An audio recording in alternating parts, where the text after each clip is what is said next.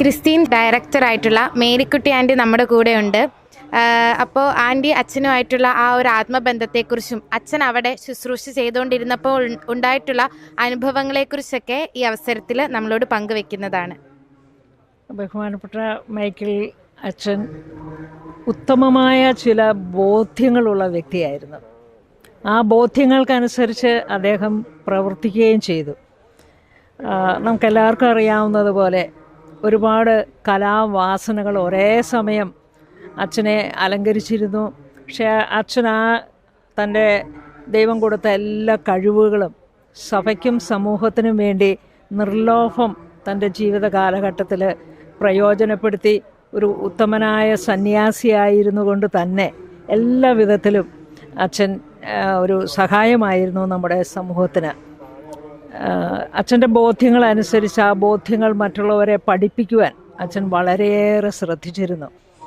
അച്ഛനുമായിട്ട് ഒരിക്കൽ നമ്മൾ പരിചയപ്പെട്ട് കഴിഞ്ഞാൽ പിന്നെ ഒരിക്കലും നമുക്ക് അദ്ദേഹത്തെ മറക്കാൻ സാധിക്കത്തില്ല. ഞാൻ അച്ഛൻ്റെ ധ്യാനങ്ങളൊക്കെ കൂടിയിട്ടുണ്ട്. അച്ഛൻ്റെ നല്ല നല്ല ബോധ്യങ്ങൾ എൻ്റെ ജീവിതത്തിലേക്ക് എനിക്ക് സ്വന്തമാക്കി എടുക്കാനായിട്ട് സാധിച്ചിട്ടുണ്ട്.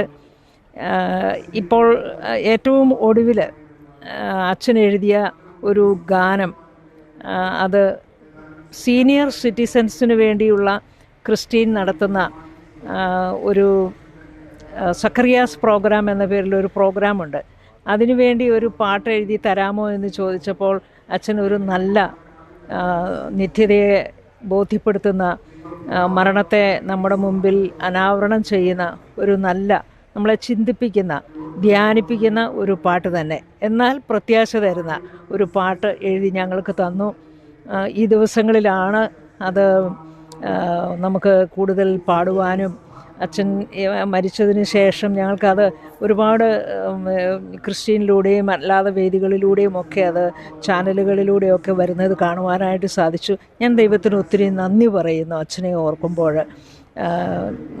ഞങ്ങൾ ധ്യാനം കൂടുക മാത്രമല്ല, അച്ഛൻ ക്രിസ്റ്റീനെ സ്നേഹിക്കുകയും പല വിധത്തിൽ ഞങ്ങൾക്ക് ആത്മീയ ഉപദേശങ്ങൾ തരികയും പോയി കാണുമ്പോഴെല്ലാം വേണ്ട നിർദ്ദേശങ്ങളൊക്കെ തരുന്ന ഒരു നല്ല ആത്മീയ പിതാവായിരുന്നു. അച്ഛനെ ഓർത്ത് ദൈവത്തിന് നന്ദി പറയുന്നു. തീർച്ചയായിട്ടും അച്ഛൻ ഈശോയുടെ കൂടെ തന്നെ ഇരുന്നുകൊണ്ട് ഈ പറയുന്നതൊക്കെ കേട്ടുകൊണ്ട് കൊള്ളാം, ദൈവത്തിന് സ്തുതി, എല്ലാ മഹത്വവും ദൈവത്തിൽ നിന്ന് പറഞ്ഞുകൊണ്ടിരിക്കുകയായിരിക്കും. ആമേൻ.